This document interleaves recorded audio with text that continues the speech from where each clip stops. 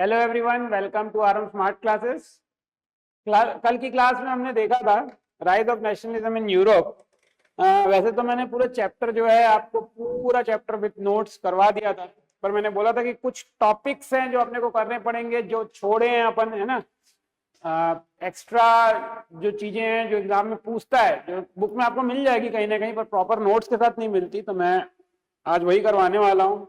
चलिए, सबसे जरूरी चीज जो हमने उसमें पढ़ा था वो हमने नेपोलियन का राइज पढ़ा था, है ना, कि नेपोलियन बाबा जो आए थे, है ना, जो फ्रांस के आर्मी की मदद से जो उन्होंने मोनार्की को ओवरथ्रो करके जो कब्जा कर लिया था 1804 के आसपास।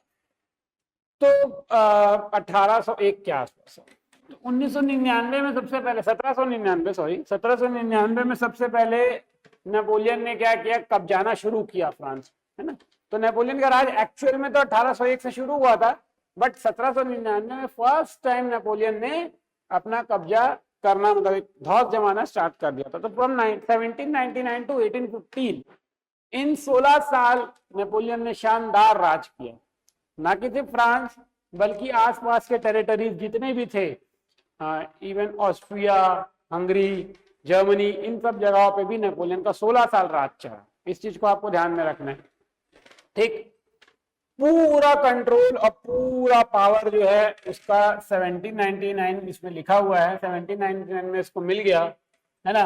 और फर्स्ट काउंसिल जनरल, ये आधा लिखाया हुआ है, फर्स्ट काउंसलर जनरल, मतलब राजा तो वो 1801 में बना, जैसे बताया, लेकिन काउंसलर जनरल बना था वो, लिख देता हूं, काउंसिल जनरल, ठीक है, इसको थोड़ा सा ठीक कर देते हैं। काउंसिल जनरल जो है जनरल, वो 1799 में बना था, उसको पूरी पावर दे दी गई थी। तो 1804 में उसने नेपोलियनिक कोड लागू कर दिया। तो हाँ, सबसे पहले फ्रांस में लागू किया, ठीक है।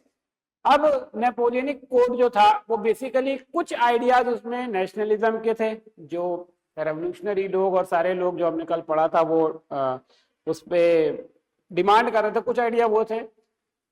कुछ उसने मोनारिकल आइडिया को भी रिटेन किया और कुछ उसके खुद के आइडियाज थे। जो बेसिक जो बातें थी, 4-5 बातें, वो मैं यहाँ पर बात लिख के लेके आया हूँ आपके लिए। जो बेसिक बातें थी, जो अच्छी थी उसके उस पे, और जो कोर वैल्यूज थी। हर सरकार या हर शासक के कुछ ऐसे बातें होती हैं, कोर बातें होती है, जिसको लेके वो चलता है, जो कि उसकी स्ट्रेंथ बनती है। कभी कभी वो बैकफायर होती है तो वीकनेस भी बन जाती है ना। तो खैर वो बात की बात है, बट हर शासक की 4-5 बातें मुख्य बातें होती है, चाहे कोई से भी सरकार हो, कोई भी राजा हो, कुछ भी हो, है ना। तो नेपोलियनिक कोड में भी 4 बातें जो बहुत इंपॉर्टेंट थी। पहला था establishment of equality before law. आपको याद होगा कल मैंने करवाया था, तो उसमें जो फर्स्ट पॉइंट ये था, लोगों को ये लगने लग गया था, जो मिडिल क्लास सेक्शन था, आपको याद होगा, उनको ये लगने लग गया था यार इक्वालिटी नहीं है, प्रिविलेज मिल रहा है नोबिलिटी को और क्लर्जी वालों को, हम लोगों को कोई प्रिविलेज मिल नहीं रहा है। पीरेंट्स को लगता था टैक्स हम देते हैं, जमीनें किसी और की, उस पर काम हम करते हैं, महंगे चीजें हम खरीदते हैं, हमको वोट देने का अधिकार ही नहीं है। तो ये जो प्रॉब्लम थी कि प्रिविलेज मिल रहा है, वोट देने का अधिकार नहीं है, टैक्स सिर्फ थर्ड स्टेट चुका रहा है, ये जो समस्या था, इसको बुनाया था नेपोलियन ने। तो नेपोलियन ने क्या किया था, यूनिवर्सल सफरेज, हालांकि यूनिवर्सल सफरेज का उस टाइम कॉन्सेप्ट नहीं था, लेकिन जो सफरेज है वो नेपोलियन ने ऑफर किया था। अब सफरेज का मतलब क्या होता है? सफरेज का मतलब होता है राइट टू वोट, ठीक है। वोट देने का अधिकार जो होता है उसको बोला जाता है सफरेज। तो नेपोलियन ने ये बोला था कि हर वो पुरुष जो 18 साल से ज्यादा है और जो कार्यरत है, जो काम करता है, वो वोट दे सकता है। तो सबसे पहला जो इसका था इक्वालिटी बिफोर लॉ। इसके अलावा ये प्रिविलेज इसने खत्म कर दिया, ठीक है। पूरे प्रिविलेजेस जो नोबिलिटी और क्लर्जी को जो प्रिविलेजेस चल रहे थे वो सब इसने खत्म कर दिया था। तो पहला काम तो इसका ये था इक्वालिटी बिफोर लॉ। सबसे पहला चीज नेपोलियन का था। नेपोलियन की ये खास बात थी कि भले ही वो शासक था, बट वो अपने प्रजा के लिए ये जानता था कि यार सबको खुश रखना है, सबका साथ सबका विकास, ठीक है। कहीं सुना सुना लग रहा है ये, नहीं? तो खैर, तो नेपोलियन की एक खासियत थी कि वो लॉ में सभी को एक समान मानता था। ठीक है, देखिए कोई भी शासक आता है ना जब, और वो चेंजेस लेके आता है, तो शुरू शुरू में जनता ना कंफ्यूज रहती है। ठीक, लोगों को लगता है, कुछ लोगों को लगता है अच्छा है, कुछ लोगों को बुरा लगता है। ऑब्वियसली दुनिया में डाइपोल चलता है ना। तो सॉरी, शुरू शुरू में जनता जो है वो कंफ्यूज रहती है। तो जब नेपोलियन भी फ्रांस के आसपास की टेरिटरी में जब कब्जा करना शुरू किया, तो लोगों को लगने लग गया हार्बिंजर ऑफ लिबर्टी है, मतलब हमको आजादी दिलाने वाला मसीहा आ गया। ठीक है, ऐसा उन लोगों को लगने लग गया। कुछ चीजें अच्छी थी जो यहाँ पर लिखा भी है आपका, है ना। और लोगों को लगने लग गया यार नेपोलियन तो कुछ अच्छा करेगा, हमें आजादी दिलाएगा। धीरे धीरे लोगों को समझ में आने लग गया कि यार जो नेपोलियन जो कर रहा है ना, ये कहीं ना कहीं मोनार्की से ही जुड़ा हुआ है। ठीक है, कुछ चीजें अच्छी है, कुछ चीजें खराब है, बट अल्टीमेटली हम लोग मोनार्की के फिर से वापस कब्जे में ना आ जाए, ये नेपोलियन ये लोगों को लगने लग गया। बट नेपोलियन की कुछ बातें तो एक्चुअल में अच्छी थी, जिसमें पहला था क्या, इक्वालिटी बिफोर द लॉ। ये पहले नहीं होता था, मोनार्की में ऐसा कुछ होता नहीं इक्वालिटी बिफोर द लॉ। तो नेपोलियन का पहला चीज जो अच्छा था वो तो ये था। Under the Napoleonic code the right to property was secured, ये भी एक बहुत अच्छी बात थी इसमें। देखिए नेपोलियन के राज करने से पहले ऐसा था कि ज्यादातर जो जमीन थी वो किसके कब्जे में था। नेपोलियन ज्यादातर जो चीज है वो किसके कब्जे में था, या तो चर्च के कब्जे में था या तो नोबिलिटी, हाँ नोबिलिटी के कब्जे में था, है ना। ये दो सेक्शन जो है 60% से 70% लैंड ओन करते थे फ्रांस में।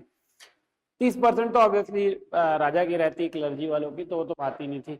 तो नेपोलियन ने क्या बोला कि ये नहीं चलेगा हर किसी को। और हाँ, जमीन खरीदने का परमिशन ही नहीं था। वो लोग जो लोग जमीन में काम कर रहे थे वो बेसिकली वो लोग कौन थे, वो लोग थे जो कि या तो चर्च की जमीन में काम करते थे या तो नोबिलिटी और क्लर्जी वालों की जमीन में काम करते थे। सिर्फ मैनोरियल ड्यूज पे काम होता था और टैक्स पटाते थे। नेपोलियन ने बोला ऐसा नहीं है, हर किसी को जमीन खरीदने का हक होना चाहिए। ऐसा नहीं है कि आप नोबिलिटी या क्लर्जी में पैदा हुए तो ही आपको जमीन मिलेगा, ऐसा कुछ नहीं है। तो ये चीज नेपोलियन ने बोला था। इसको नेपोलियनिक कोड जब लागू हुआ तो उसको चेंज किया गया, तब फिर लोग जमीन खरीदने के अधिकारी रहे, छोटा ही सही लेकिन लेते थे।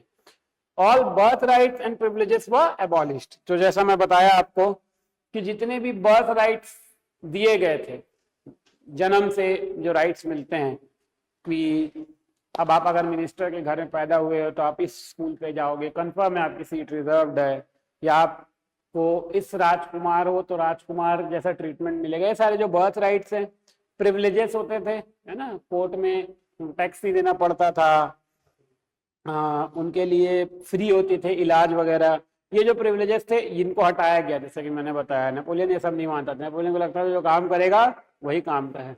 और उसके बाद गिल्ड रेस्ट्रिक्शंस वर लिफ्टेड। अब क्या होता है गिल्ड, क्या होता है right to vote. What is guild, guild को बेसिकली आप यूनियन बोल सकते।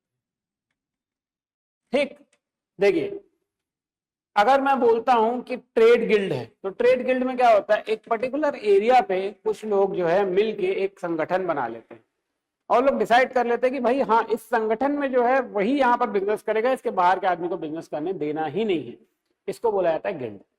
ठीक है, तो ये जो रेस्ट्रिक्ट, तो गिल्ड ने बहुत सारे रेस्ट्रिक्शन लगा के रखे थे कि इस रास्ते से सामान आएगा, यहाँ उतरेगा, इतना टैक्स होगा, इतना पैसा होगा। इस रेस्ट्रिक्शन को हटा दिया गया, पूरी तरीके से हटा दिया गया। किसके द्वारा, नेपोलियन के द्वारा। तो आप देख सकते हैं कि नेपोलियनिक कोड में ये 3-4 बातें बहुत अच्छी थी, बहुत अच्छी थी। बट बहुत सारी चीजों को नेपोलियन ने वैसे ही रखा, जैसे वो जो बोलता था वो होगा। ऑब्वियसली शासक है तो शासक जो बोलेगा वो होगा। ये वाली बात को नेपोलियन रखता था, तो वो मैं पर्सनली मुझे पसंद नहीं है ना, तो किसी को पसंद नहीं था। तो वो 2-3 चीजें ऐसी थी जो नेपोलियन की बातों। और दूसरी चीज, क्योंकि वो एक्सपेंशन पे लगा हुआ था कि फ्रांस के आसपास जितना चीजें सबको कब्जा कर लेना है, उससे क्या होता था, उससे सबसे बड़ा प्रॉब्लम ये था एक्सपेंशन से कि लो वॉर होता था, लोगों को तकलीफ होती थी, सफरिंग थी, हंगर था, ये सब चीजें थी। तो ये जो कॉन्सेप्ट, क्योंकि आर्मी जनरल था, है ना, आर्मी वाला आदमी था, तो वो बाय फोर्स किसी चीज को लेने में बिलीव रखता था। तो ये सब चीजें नेपोलियन की अच्छी नहीं थी जनरली। तो नेपोलियनिक कोड मैंने आपको बोला था कि नेक्स्ट टाइम हम लोग डिस्कस करेंगे, तो ये है नेपोलियनिक कोड। क्लियर है।